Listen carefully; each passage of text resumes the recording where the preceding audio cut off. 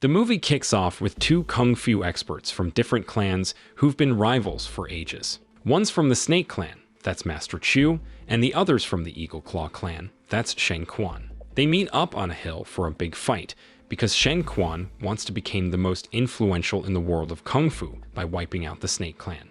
Chu, though, isn't scared, and he says the Snake Clan won't vanish because he taught his skills to his students Pai Chang Tin and Xiao Qi Che. But sadly, Chu loses to Shen Quan because Sheng's got better moves. Now, let's switch to Chang Tin. He's just chilling at home when two guys show up and ask for the rent money he owes for his room. Thing is, he's behind on payments, so he tries to make a run for it, but a bunch of people try to capture him.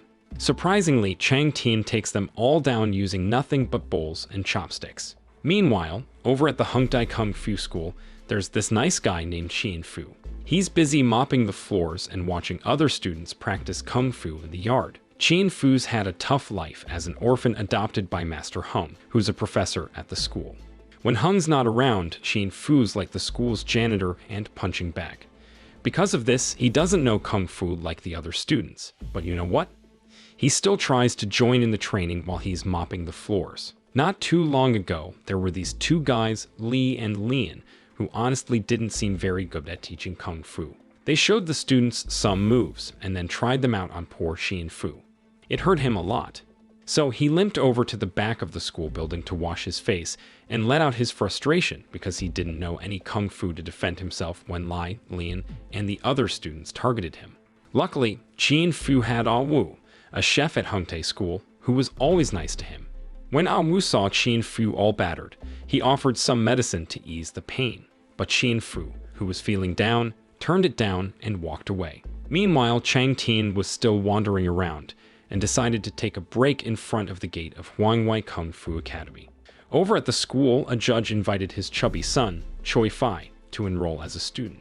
Professor Wosam also talked up the school and all its benefits to the judge. While they were eating dishes made by students from Wosam's school, Choi Fai wanted to see how good this Kung Fu school really was. So he asked Wosam to have one of his students break a pile of bricks with their bare hands. When Wosam heard what Choi Fai wanted, he had his best student give it a shot, but the student couldn't do it. So Choi Fai told his dad to find another Kung Fu school. Wosam and the others tried to change their minds, but in the end, the judge and his son decided to leave. Wosam was bummed out at the gate, thinking he couldn't convince the judge to join his school, and he blamed Chang Tin for being there and bringing bad luck. Without thinking twice, Wosam told his students to attack Chang Tin, who was already tired, and they sort of ganged up on the poor Kung Fu master until he was overwhelmed by all of Wosam's students. While the fight was still happening, Qian Fu, who had just come back from gathering firewood, saw Chang Tin getting beaten up by Wosam's students. He jumped in to help the old man, even though he was outnumbered by several of the school's Kung Fu students. Meanwhile, a foreign priest named Roy saw what was going on and tried to break up the fight by talking about how important peace is.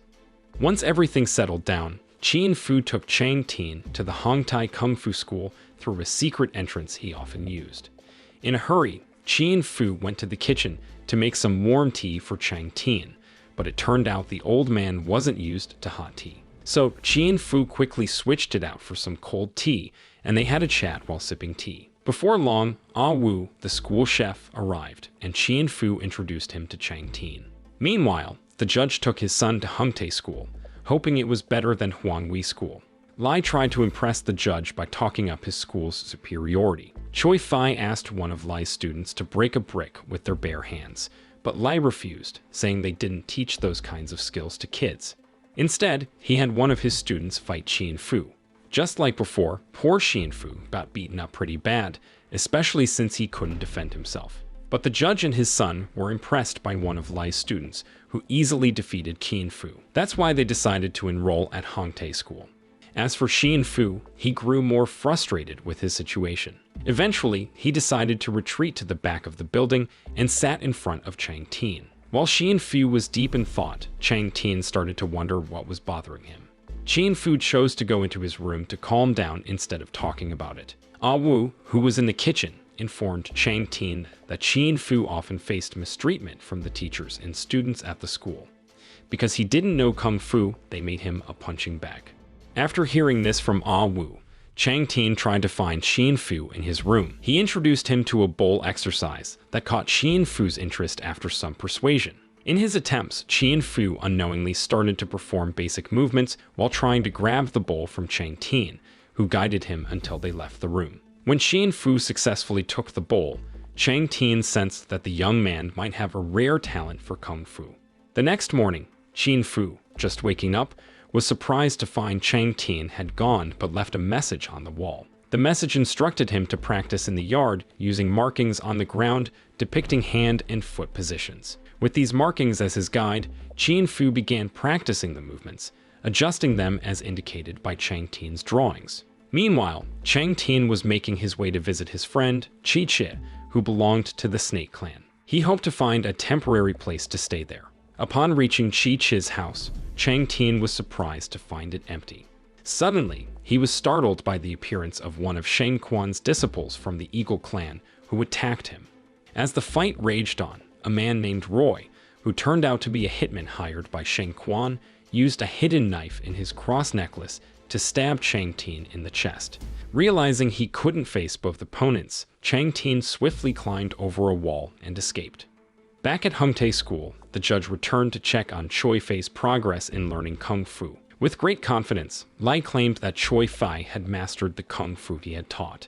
To demonstrate, Xin Fu was once again called upon to be a punching bag. However, armed with the basic knowledge of Kung Fu taught by Chang Tin, Xin Fu managed to dodge all of Choi Fei's attacks and embarrassed the judge's son. Annoyed by this, the judge considered Li unreliable and decided to take his son to another Kung Fu school. As a result, Lai was furious with Xin Fu and banned him from the school for several days. Reluctantly, Xin Fu left Hungtae School and wandered near the forest, swatting at leaves in front of him. During his walk, he stumbled upon Chang Tin, who was lying down and seriously injured. Xin Fu immediately came to his aid, and then secretly returned to Hungtae School to fetch some medicine to treat Chang Tin's wounds. Impressed by Xin Fu's kindness and potential in Kung Fu, Chang Tin, whose condition was improving each day, decided to pass on his snake-style martial arts to Xin Fu. However, he set a condition that Xin Fu could only use this style in emergencies. After Chang Tin had fully recovered, he began training Xin Fu in mastering the legendary snake style through rigorous exercises. On the flip side, Shang Quan had just gotten word of Chai Chi's whereabouts. He wasted no time and immediately ordered his men to track down and eliminate the Snake Clan master. As for Xin Fu, who had returned to Hungtae School after serving his banishment, Lai still held a grudge against him. While Xin Fu was busy mopping the floor, Lai secretly plotted to attack him. However, Xin Fu caught wind of the plan and used the opportunity to play a prank on Lai. This led to one of the teachers at Hungtae School getting knocked down repeatedly by Xin Fu. Not long after that, a group of people from Huanghui School arrived, accompanied by their senior and strongest student, Su Chen. They came to challenge all the teachers at Hungtae School. With unwavering confidence, Lai and some of his top students faced off against Su Chen. Unfortunately, Lai couldn't defeat the best student from Huanghui School, resulting in his loss. Consequently, all of Lai's students decided to switch to Huanghui School. A little while later, Hung returned and was puzzled to find his school empty. Xin Fu quickly approached his professor and filled him in on what had happened at Hungtae School. Hung became furious and wasted no time heading to Huanghui School, seeking revenge against Su Chen. He challenged the young man to a fight, and Su Chen accepted. The two engaged in a fierce battle, but unfortunately, Hung's Kung Fu skills were no match for Su Chen's. Su Chen easily defeated the respected teacher from Hungtae School. Witnessing his teacher's defeat, Xin Fu couldn't accept it. He launched an attack on Su Chen using the snake technique he had learned from Chang Tin. To everyone's surprise, Shang Quan was also present at the school and was astonished to see Xin Fu using a rare Kung Fu move. With his snake style, Xin Fu managed to defeat Su Chen with ease. After the fight ended, Xin Fu returned to Hungtae School and received a letter from Chang Tin, informing him that he would be leaving for a while. Chang Tin left behind a book containing the final snake techniques that Xin Fu needed to master. As Xin Fu read the letter, he sensed that his teacher was facing a problem, which filled him with concern. Without hesitation, he set out to search for Chang Tian's whereabouts. On his journey, Qian Fu crossed paths with Sheng Quan, who posed as an old friend of Chang Tian and inquired about Chang Tian's location. Initially, Qian Fu was skeptical of Sheng Quan's words. However, after the Eagle Clan Kung Fu master demonstrated the snake move, Qian Fu believed him and shared some information about Chang Tian. After a while, Qian Fu returned to Hungtae School and was dismayed to find his snake techniques book torn. He had a hunch that his pet cat might be the culprit. While on the hunt for his cat, Qian Fu stumbled upon a fierce showdown between his feline friend and a cobra. This unexpected encounter led him to discover a brand new martial arts move, fusing snake techniques with cat-like claw movements. Excited about this newfound skill, he decided to practice it down by the beach. Meanwhile, Chang Tian, who was in search of Chai Chi, made a grim discovery. He found his best friend hanging lifeless from a tree at the forest's edge. Simultaneously, he was ambushed by Sheng Quan's men, who had been lurking behind the trees. Surprisingly, Chang Tian adeptly handled every attack thrown his way, ultimately defeating his assailants. Chang Tian then resolved to return to Hungtae School to reunite with Qian Fu.